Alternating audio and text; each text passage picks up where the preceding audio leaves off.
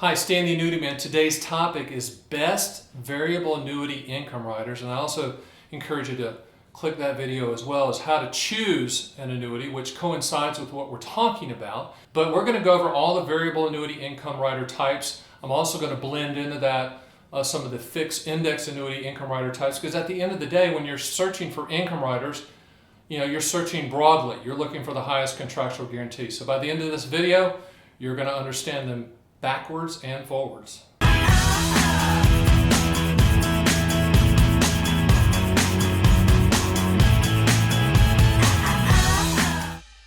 So we're talking about variable annuity income riders. Disclaimer, Stan The Annuity Man does not sell variable annuities because I only sell contractual guarantees. I'm a will do not might do person. But I do understand income riders and have written a book on it, including the variable annuity income rider. So I know this topic backwards and forwards. So what we're going to talk about today is actually what a variable annuity is, what type of income riders can be attached to the variable annuity, the top ones, the limitations, the benefits, how to quote it, where it fits in your portfolio, all of that. And at the very end, if you hang in there with me, I will tell you how to get that book that I've written on income riders, and I'll send it to you for free. So what is a variable annuity? I mean, they've been around since about 1955, I think.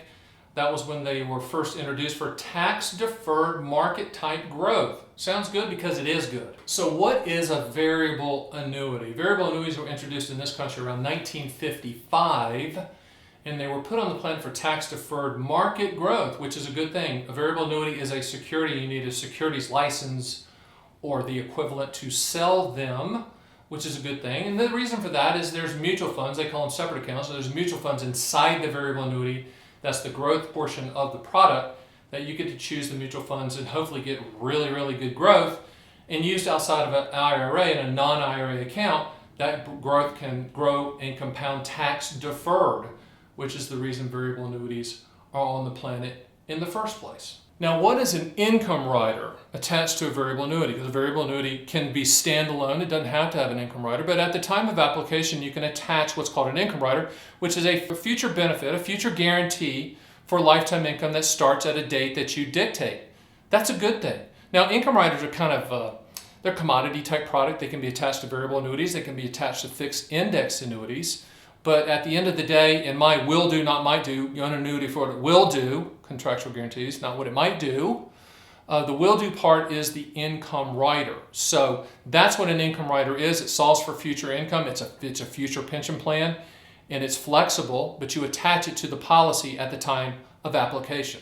So how does a variable annuity or a fixed index annuity income rider work? Let's visually look at it. Draw a line down the middle of a blank sheet of paper. That's your blank sheet of paper. This side is the investment side. For variable annuities, it's mutual funds, separate accounts. They call them separate accounts.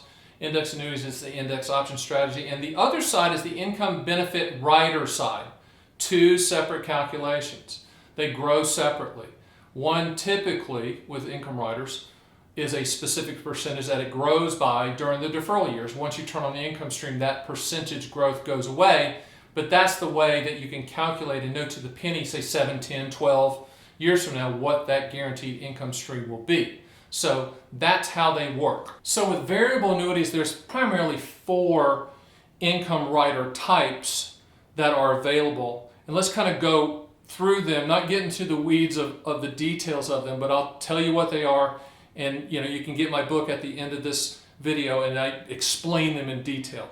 The first one's called the Guaranteed Minimum Accumulation Benefit, GMAB. The second one's called the Guaranteed Lifetime Withdrawal Benefit, the GLWB. The third one is the Guaranteed Minimum Income Benefit, GMIB. And the fourth one is the Guaranteed Minimum Withdrawal Benefit, GMWB. So you're like, hey Stan, you're GMing me to death.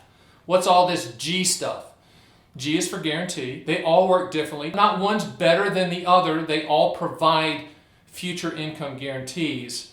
And without getting into the weeds, I'll tell you how the sausage is made in the book, because the book goes through the details of how each one of those G's, those choices for variable annuity income riders, work. So let's talk about the benefits of these income riders, and I'm going to group the income riders to both variable and fixed index, because at the end of the day, if you're shopping for future income, you got to shop income riders, right? So the benefits of income riders, I mean, in essence, they provide future income. It's a contract. You know exactly what that payment's going to be. You can structure it for your life. You can structure it for joint life with the spouse. You can structure it so that 100% of the money goes to the beneficiaries if you die early in the policy. There's some flexibility to lifetime income benefit riders that are great.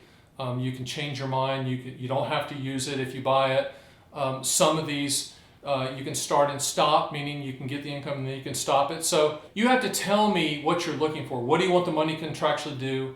When do you want those contractual guarantees to start? And how do you want the money to work? And then I will go out and shop for every single carrier on the planet to try to match that guarantee scenario up with what your goals are. Also, some benefits to understand. Not all riders do this, but some provide a death benefit, some provide confinement care benefits, but all of them provide transfer risk income benefits. And at the end of the day, when you buy an income rider and attach it to a policy, that's what you're buying. You're transferring the risk to the annuity company for them to pay you for the rest of your life. It's a pension that you can never outlive. Okay, let's talk about limitations of these income riders. Number one, they're not yield. I mean, that calculation that you're going to see on your statement, the right-hand side of the ledger, remember, draw a line in the middle of the page, accumulation here, and income benefit rider here. You can't peel off the interest, you can't cash it in, you can't transfer it. Okay, it's only used to calculate your income stream payment when you start it. That's a limitation, but if you know that, it's not going to shock you, right?